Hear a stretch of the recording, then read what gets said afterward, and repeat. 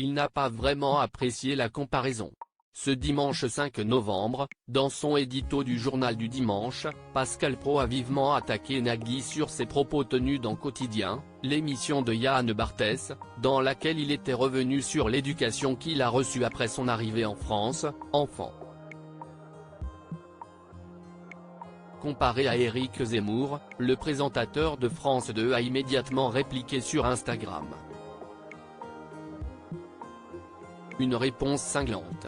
Il ne fallait pas s'en prendre à lui. Invité le 26 octobre dernier dans l'émission Quotidien de Yann Barthès, Nagui avait évoqué son enfance après une question du présentateur sur ses origines égyptiennes.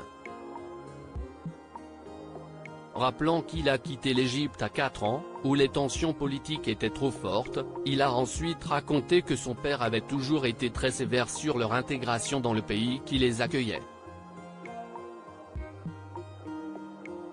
Je pense que si j'avais couru avec un drapeau égyptien dans la rue, mon père m'aurait mis une claque, avait-il notamment déclaré.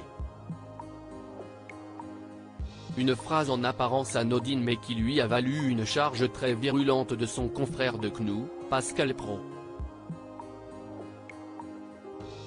Dans son édito hebdomadaire du JDD, celui-ci l'a même comparé au polémiste d'extrême droite Éric Zemmour. Nagui incarne l'homme de bien version 21e siècle.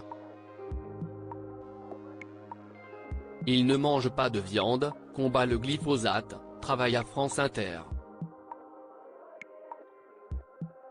Cette icône d'un monde parfait cultive son jardin sans aspérité, comme d'autres entretiennent leur jardin sans pesticides. Nagui défend l'assimilation comme modèle. Étonnant, non ? L'époque a repris ses vieilles lunettes, si est très particulier de quitter un pays, de quitter ses racines. Mon père nous a élevés, mon frère et moi, dans l'amour de la France, dans le respect de la langue française, dans l'amour du drapeau français, du maillot français. Nagui parle comme Zemmour, a-t-il écrit ce dimanche 5 novembre sur l'animateur de France 2. Tout juste remis de son très gros succès pour le concert des 30 ans de Taratata vendredi soir, celui-ci n'a pas laissé passer une telle accusation. Loin de là, s'emparant de son compte Instagram, il s'est même fendu d'une réponse extrêmement salée.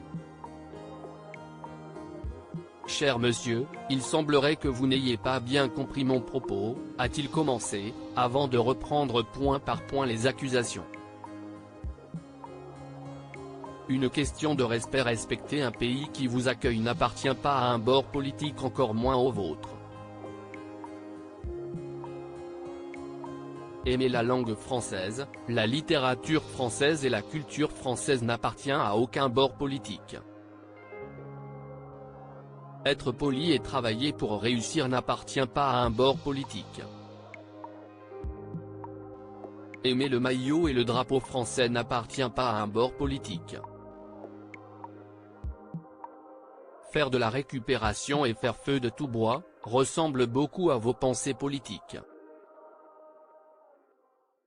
A écrit le mari de Mélanie Page et papa de 4 enfants, Nina, 26 ans, Roxane, 19 ans, Annabelle, 15 ans, et Adrien, 11 ans. Très engagé contre l'extrême droite, qu'il n'hésite que très rarement à tacler dans ses émissions, il a défendu les valeurs de ses parents, décédés en 1982 et 2000, mon père n'a pas cherché à changer mon prénom ni ma fierté d'être né en Égypte. Mes parents étaient professeurs, et défendaient les valeurs de l'école, c'est-à-dire la fraternité, l'acceptation de la différence et de ne jamais répandre des propos racistes, qui divisent et qui attisent la haine. Et de conclure, pour certaines personnes que vous vénérez aveuglement, mon prénom est une insulte à la France, et des insultes, j'en ai bien qui me viennent en vous lisant et que j'ai envie de vous écrire, mais mon père m'a appris une chose essentielle qui vous dépasse, le respect. Une réponse salée et saluée par ses abonnés sur Instagram, notamment pour son élégance et les valeurs transmises. Pascal Praud ne s'est pas fait un ami, en tout cas, ce dimanche.